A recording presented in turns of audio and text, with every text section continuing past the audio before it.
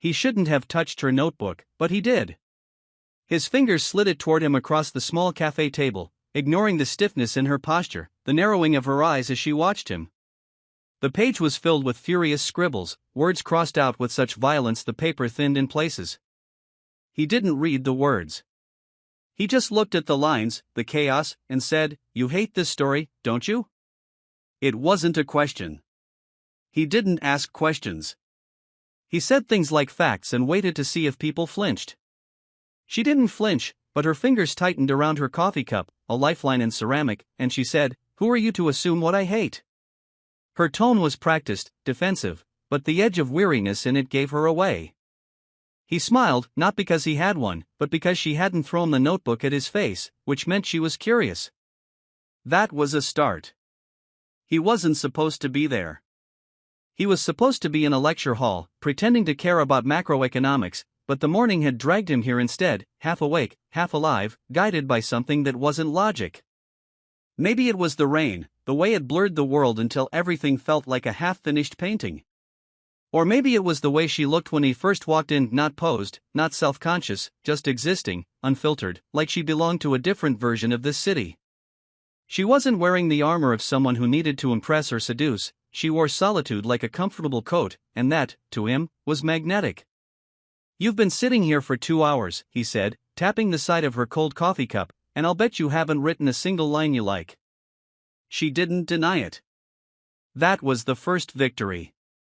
He knew her type, not in the condescending way older people assumed when they thought they could read you like an open book, but in the way people who carry invisible bruises can recognize each other. She was older, yes, probably twice his age, but that wasn't what he noticed. He noticed how she guarded herself, how her smile never reached her eyes, how her posture dared you to get bored of her before she wasted her energy on you. She leaned back, exhaling a soft, humorless laugh. "You're very sure of yourself for someone who just barged into my morning." The way she said it wasn't dismissive, it was testing, as though she was waiting to see if he'd back down like others probably did. He didn't. "It's not your morning," he said. "It's raining, the city's asleep, and we're both wasting time pretending we should be somewhere else. Might as well waste it together." That was the line that cracked her, just a little. Her lips twitched, and though she tried to suppress it, the smile formed anyway. It wasn't pretty. It wasn't rehearsed. It was a clumsy, crooked thing, like an old song she'd forgotten the words to. But it was real. He didn't push further. He just sat there, watching her breathe, watching her fight the instinct to retreat into herself. She closed the notebook deliberately, as if conceding defeat, and pushed it aside.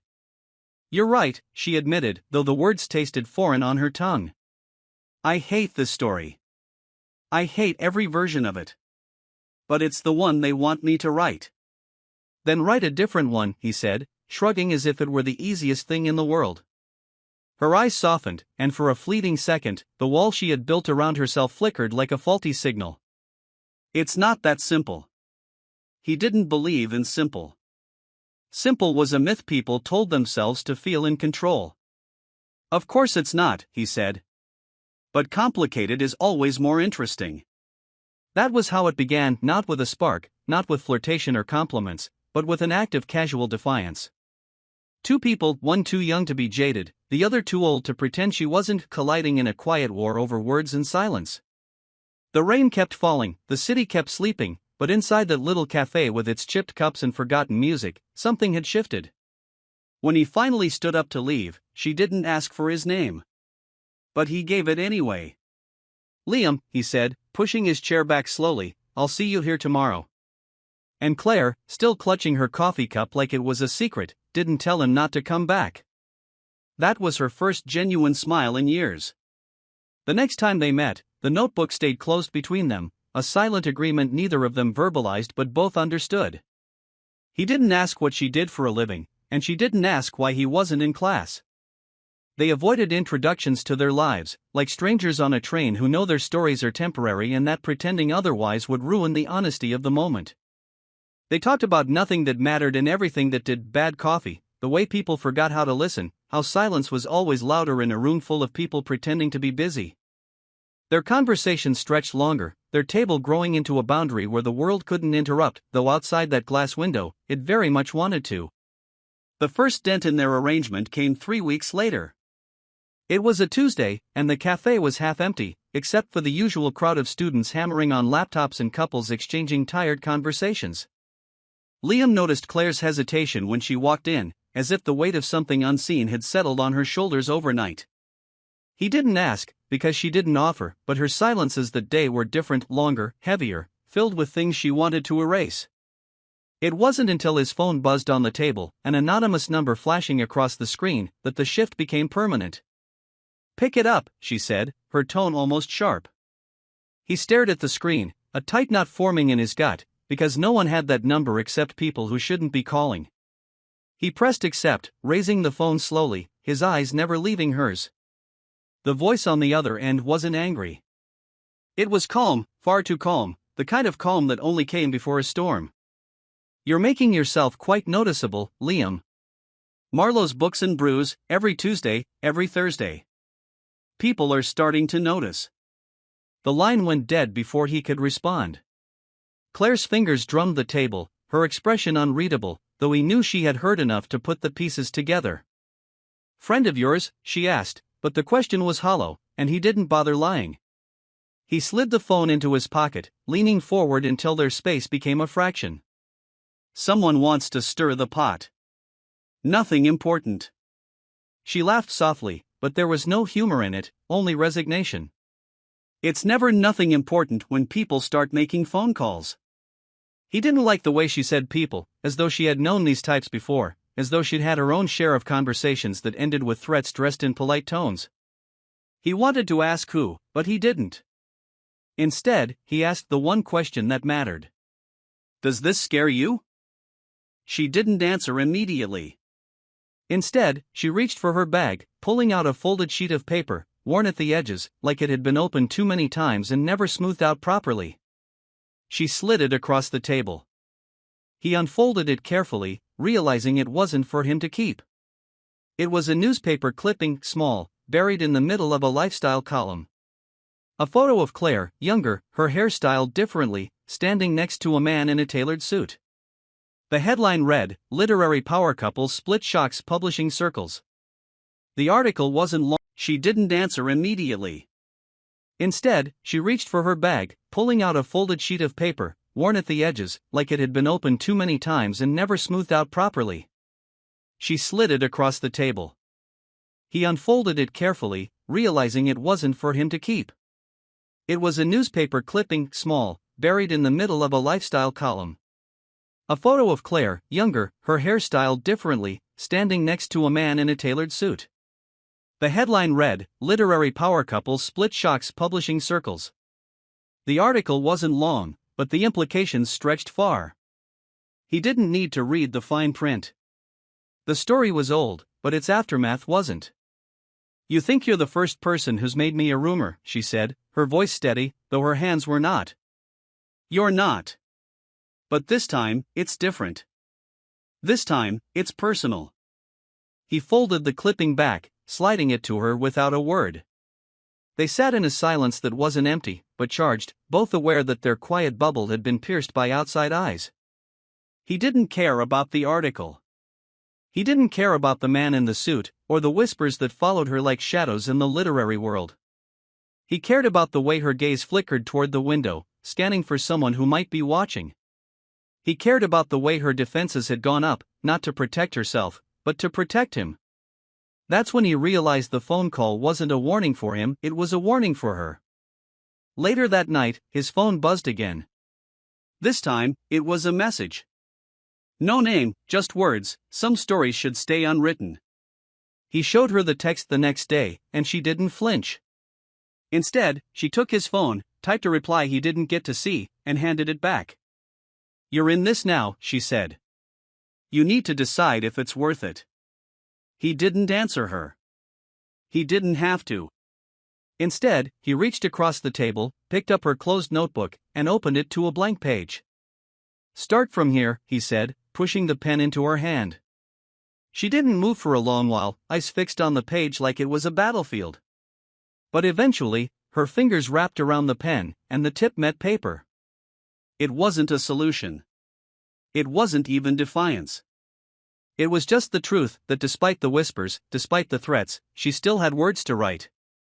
Their relationship wasn't a secret because of shame or guilt.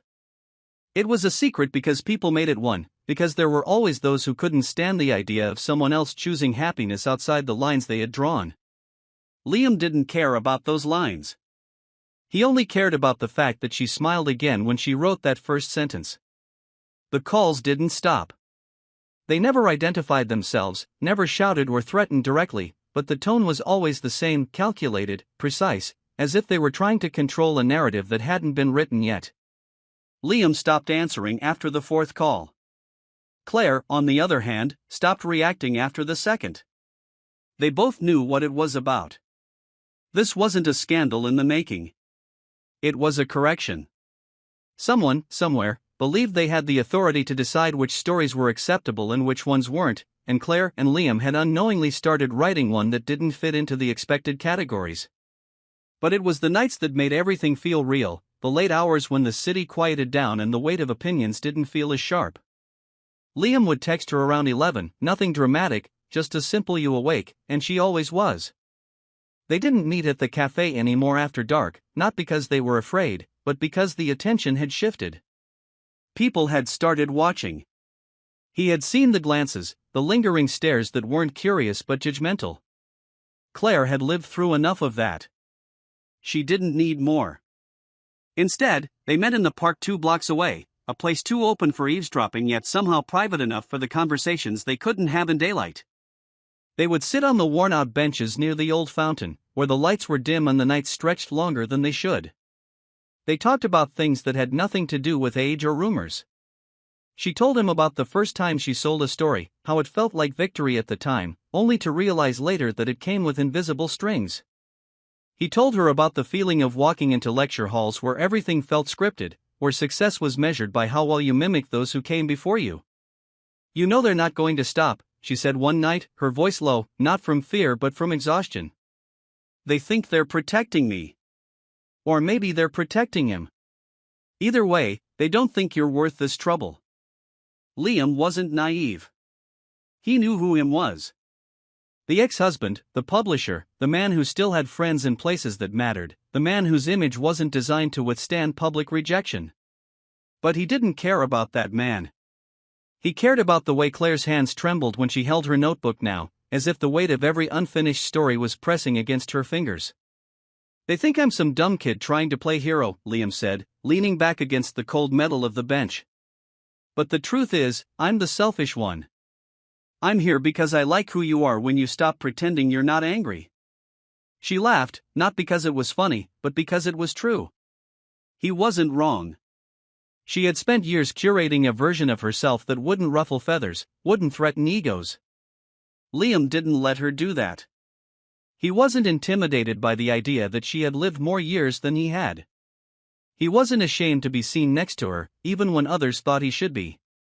That night, though, wasn't like the others. As they were leaving the park, walking side by side with no urgency, Claire's phone buzzed. She didn't check it immediately, but when she did, the stillness in her expression vanished. She handed him the phone. The message was short: "Noticed you're fond of moonlight walks. Thought you should know, others are noticing too." Liam scanned the park, his eyes narrowing at every shadow, but he saw no one. The message wasn't a warning anymore. It was a confirmation. Someone had seen them together. Someone who wanted them to know they had seen. Claire took the phone back, slipped it into her coat pocket, and kept walking as if nothing had happened. But Liam knew better. "Who's the witness?" he asked, keeping his tone even. "It doesn't matter who," she said. "It matters." When they finally sat down again, this time on the stone steps outside the university library, the weight of it all settled between them. "This was supposed to be simple," Claire said, her gaze fixed on the empty campus quad. "I just wanted to write again. I didn't expect you to stay." "I didn't expect you to let me," Liam replied, his voice calm but firm. They didn't need to say the rest. They both knew the story was no longer in their hands. Someone had seen them. Someone who would make sure that seeing turned into speaking. The question wasn't if the rumors would spread. The question was whether they would survive the fallout. And as the first hints of dawn crept over the city, neither of them had an answer. It was inevitable that someone close to them would find out, but neither expected it to be Emma, Claire's sister. She wasn't supposed to be in town. She wasn't supposed to be anywhere near Marlowe's, and yet there she was, standing by the doorway with a face that gave away nothing, holding a small gift bag as if she were delivering a peace treaty to a war she didn't sign up for. Liam saw her before Claire did. His reaction was instinctive. He straightened up, set his cup down carefully, and braced for the impact of words that would come whether they wanted them or not. Claire's hand froze mid-air when she noticed Emma, her fingers curling slowly, the tension radiating through every muscle in her arm. Emma didn't make a scene. She didn't raise her voice. She walked over to their table, set the gift bag down, and took the seat next to Claire with the kind of composure that only comes from years of navigating family battles with clinical precision. Her eyes flicked to Liam for the briefest moment, assessing, calculating, but her attention returned to Claire as if he were just a side note. "You could have told me," Emma said, no accusation in her tone, but no warmth either. It wasn't a question. It wasn't a request for explanation. It was a statement that left no room for excuses. Claire leaned back, her posture defensive, her fingers tapping against the table as if counting down the seconds before the conversation exploded. "You don't get to act surprised. You knew something was different. You just didn't want it confirmed." Emma's lips pressed into a thin line. "Different isn't the problem, Claire. Reckless is." She turned to Liam now, her gaze sharp but not unkind, like a doctor delivering bad news with practiced detachment. "You might think this is about you. It isn't. This is about every door Claire had to knock on to get back what she lost.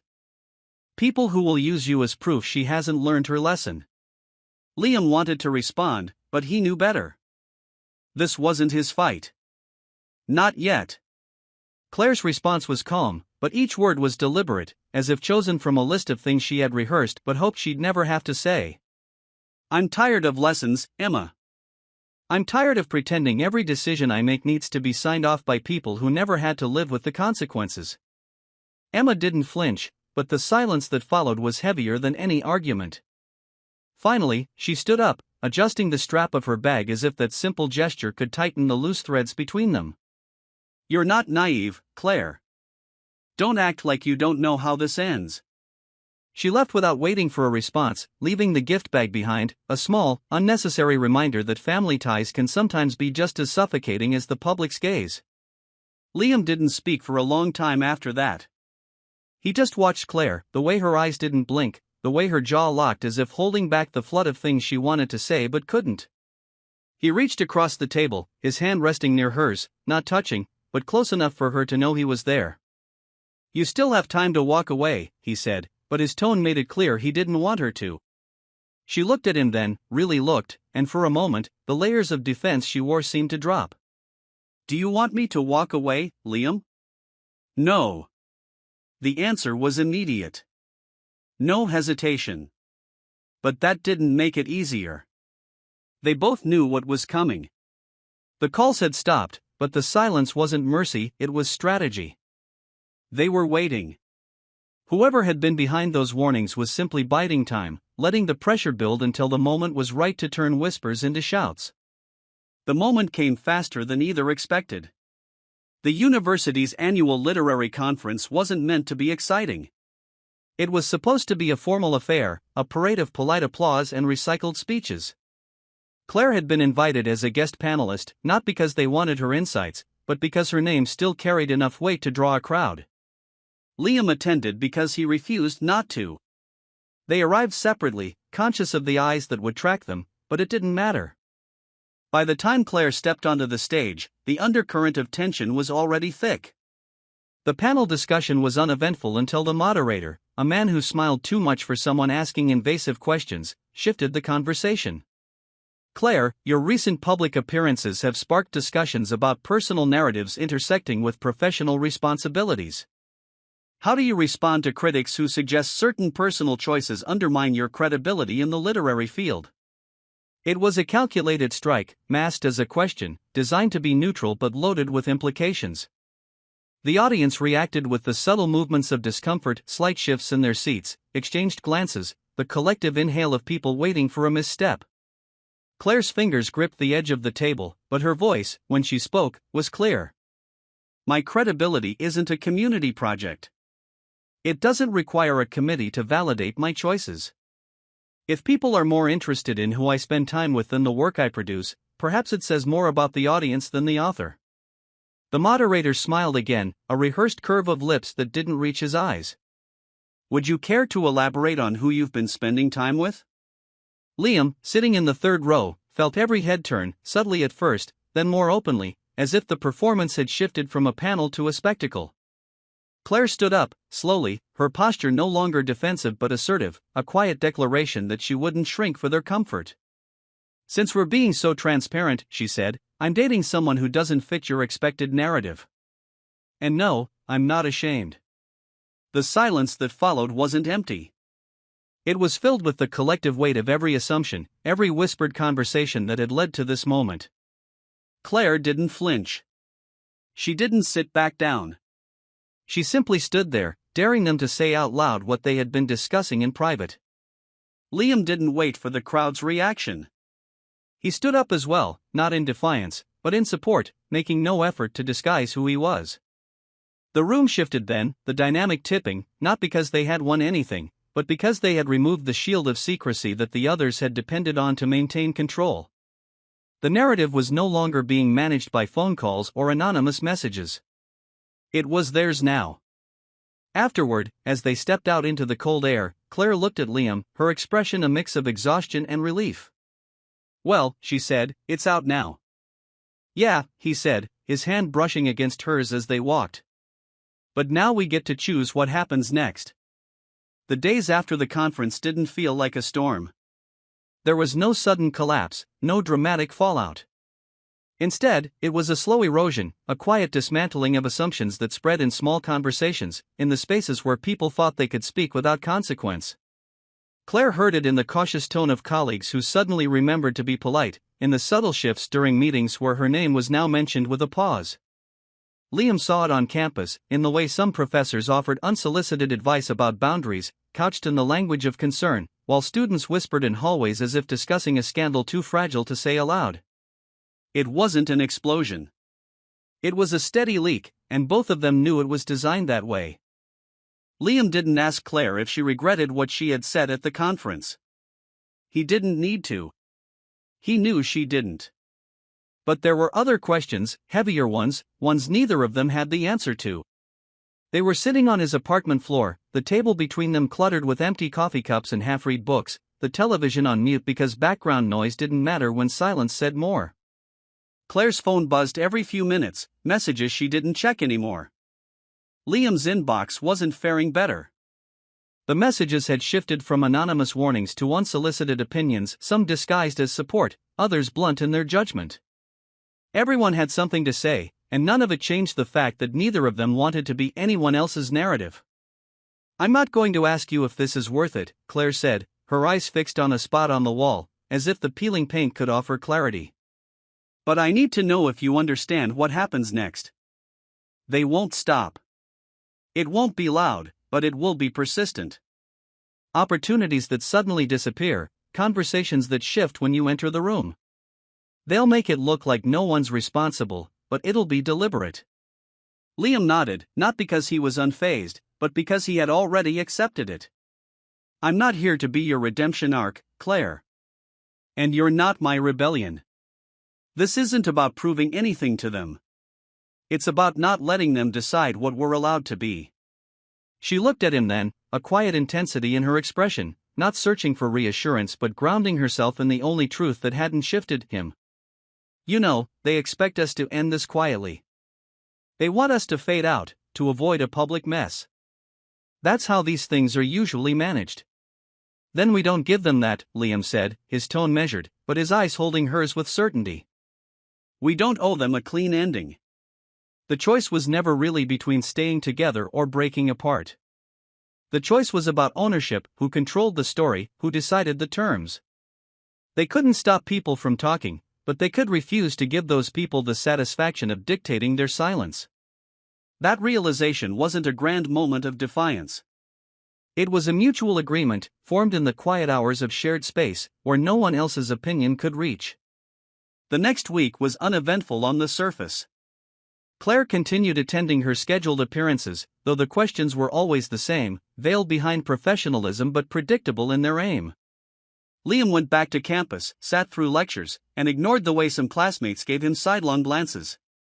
The narrative had been built, and now it was being quietly reinforced, but neither of them retreated. It wasn't until the university's year-end gala, a formal event where reputations mingled with alumni donations, that the tension reached its peak. Neither had planned to attend, but their names had been added to the guest list, an invitation wrapped in obligation.